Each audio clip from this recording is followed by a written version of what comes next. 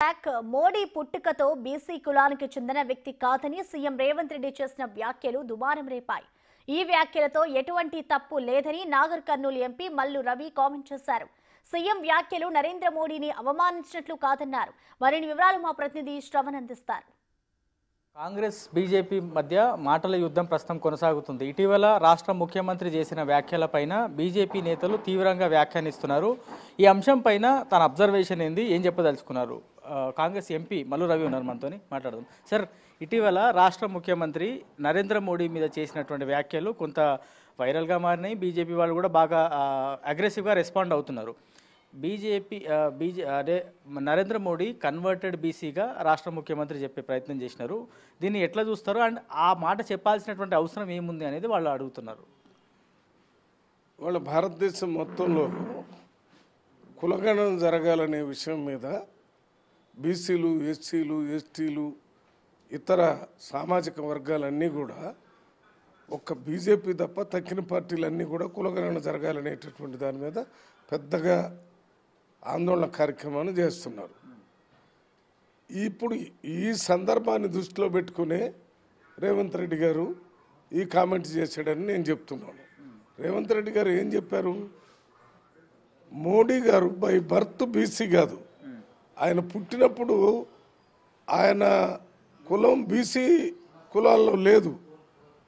ఆయన చాలా పుడికి పెద్దయి చాలా కాలం అయిన తర్వాత మధ్యలో ఇది బీసీ కులాల్లో ఈ మోడీ కులాన్ని చేర్చడం జరిగింది.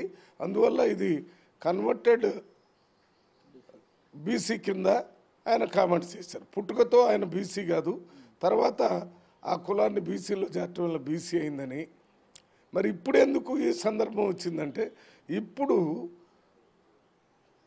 Congress party leader of opposition parliament Rahul Gandhi గారు ఈ కులగణన చేయటం వల్ల ఈ సమాజంలో వేల సంవత్సరాలుగా కులం పేరుతోని డిస్క్రిమినేషన్ గురయ్యి ఒకడు కిందవాడు, ఒకడు పైవాడు, ఒకడు చిన్న కులం, ఒకడు పెద్ద కులం అనేటటువంటి భావంతో సామాజికంగా, ఆర్థికంగా, చదువుల్లో, ఉద్యోగాల్లో, రాజకీయాల్లో కొన్ని కులాలు ఈ భారతదేశంలో వెనకబడి ఉన్నాయనేది అందరికీ తెలిసినటువంటి నిజం. ఇందులో ఎవరు ప్రత్యేకంగా చెప్పాల్సిన అవసరం లేదు. భారతదేశంలో ప్రజలందరూ కులాలు, ఉపకులాలు, ఫార్వర్డు, బ్యాక్వర్డు, ఎస్సీ, ఎస్టీ, మైనార్టీ అనేటటువంటి ఈ కులాల పేరు మీద విడదీయబట్టేటువంటి సమాజం. అందువల్ల దీన్ని దృష్టిలో పెట్టుకుని ప్రజాభిప్రాయానికి అనుగుణంగా రాహుల్ గాంధీ గారు ఏం చెప్తున్నారు? మొత్తం జనగణనతో పాటు కులగణన కూడా చేయాలంటున్నారు. ఎట్టాకు జనాభా లెక్క జరుగుతుంటాయి, జనాభా లెక్కలప్పుడే కుల లెక్కలు కూడా చేస్తే ఏ కులం వాళ్ళు సామాజికంగా ఎట్లున్నారు, ఆర్థికంగా ఎట్లున్నారు, ప్రభుత్వ ఉద్యోగాల్లో ఏ రకంగా ఉన్నారు, రాజకీయంగా ఎట్లున్నారు, చదువులో ఏ రకంగా ఉన్నారు, వీటన్నిటిని కూడా మనం సర్వే చేయటం వల్ల ప్రతి కులం యొక్క వాస్తవ పరిస్థితి ఎవరు ప్రభుత్వం ఉంటే వాళ్ళ దృష్టికి వస్తుంది. అది కేంద్ర ప్రభుత్వంలో ఎవరు ఉంటే వాళ్ళ దృష్టికి, రాష్ట్ర ప్రభుత్వంలో ఎవరు ఉంటే వాళ్ళ దృష్టికి, అంటే ముఖ్యమంత్రి స్థాయిలో తెలుస్తుంది, అదే రకంగా ప్రధానమంత్రి స్థాయిలో తెలుస్తుంది. వీటిని దృష్టిలో పెట్టుకొని రాహుల్ గాంధీ గారు చెప్పినటువంటి కులగణనని మొట్టమొదట తెలంగాణ రాష్ట్రంలో సైంటిఫిక్గా మరి 50 రోజులు ప్రభుత్వ అధికారులతోని ప్లానింగ్ డిపార్ట్మెంట్ ద్వారా చేయటం జరిగింది. ఇది బీఆర్ఎస్ పార్టీ చేసినటువంటి ఒక్క రోజులో ఏదో తూతు మంత్రంగా చేయలేదు. చాలా సైంటిఫిక్గా ఒక్కొక్క యూనిట్, ఆ 10 యూనిట్లకు ఒక ఇన్ఛార్జి, దాని తర్వాత మళ్ళీ ఇన్ఛార్జెస్, అన్ని ప్రజెంటేషన్లు, ఏమి తప్పులు జరగకుండా చూసే కార్యక్రమం ఇవన్నీ చేశారు. ఇవన్నీ చేసిన తర్వాత ఆ చేయటం ఇబ్బంది ఏమి లేదు. జనగణనతో పాటు కులగణన కూడా చేయొచ్చని నిరూపించారు. ఆ రిపోర్ట్ కూడా ముఖ్యమంత్రికి ఇచ్చారు. ముఖ్యమంత్రి గారు అసెంబ్లీలో దాన్ని ప్రజెంట్ చేసి మరి 42% రిజర్వేషన్ బీసీలకు ఇవ్వాలని, అదే 42%ని మళ్ళీ మార్చి మొదటి వారంలో అసెంబ్లీలో పెట్టి ఇక్కడ రాష్ట్ర ప్రభుత్వం దానికి అనుకూలంగా చట్టం చేసి ఈ చట్టాన్ని అమలు చేయాలంటే కేంద్ర ప్రభుత్వంలో పార్లమెంట్లో ఈ బిల్లుని పాస్ చేసి షెడ్యూల్ 9లో దీన్ని పెట్టాలి. కాబట్టి ఈ విషయాన్ని కూడా ముఖ్యమంత్రి గారు రాహుల్ గాంధీ గారితో మాట్లాడి రాహుల్ గాంధీ దీన్ని సపోర్ట్ చేసేటటువంటి అన్ని కాంగ్రెస్ పార్టీ నాయకులే కాకుండా ఇతర పార్టీ నాయకులు కూడా తీసుకొని ప్రధానమంత్రిని కలిసి దాన్ని చేయాలని చెప్పేటటువంటి సందర్భంలో ఈ మోడీ గారు దీని మీద ఏమీ అనుకూలంగా రెస్పాండ్ కావటం లేదు.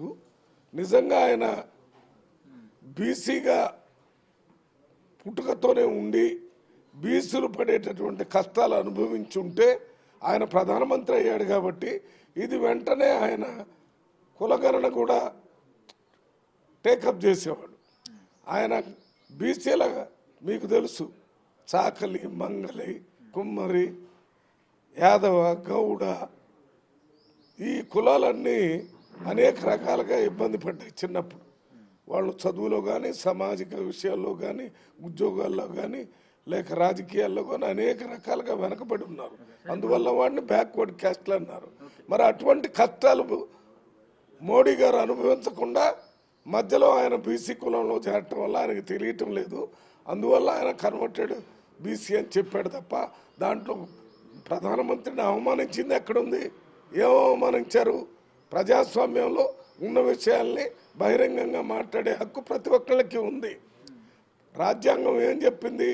సమానత్వం, స్వేచ్ఛ, సహభ్రతత్వం ఈ మూడింటి మీదనే రాజ్యాంగాన్ని రాసుకున్నారు. మరి వాళ్ళ రాజ్యాంగంలో ఉన్న హక్కు వల్లనే ఇవాళ మన మోడీ గారు వాళ్ళ పార్టీలో ఎక్కువ మంది గెలిచారు కాబట్టి ఆయన ప్రధానమంత్రి అయ్యాడు. ఇక్కడ రాష్ట్రంలో ఎక్కువ మంది కాంగ్రెస్ వాళ్ళు గెలిచారు కాబట్టి మన రేవంత్ రెడ్డి గారు ముఖ్యమంత్రి అయ్యాడు. ఆయన మాట్లాడిన దాంట్లో ఏ రకమైనటువంటి తప్పు లేదు. ఇది ప్రధానమంత్రి కానీ ముఖ్యమంత్రి కానీ ఎంపీలు కానీ ఎమ్మెల్యేలు కానీ దైవాంశ సంభూతులు కాదు, దేవుడు వల్ల పుట్టిన వాళ్ళు కారు, మామూలు మనుషుల్లాగా పుట్టినటువంటి వాళ్ళే. వీళ్ళందరికీ ఒకటే ఓటు, ఒకటే విలువ. కాకపోతే ప్రజాస్వామ్యంలో ఎన్నికల ద్వారా గెలిచినటువంటి పార్లమెంటు మెంబర్లు ఆయన్ని ప్రధానమంత్రి చేశారు. అదే రకంగా ముఖ్యమంత్రిగా రేవంత్ రెడ్డి చేశారు.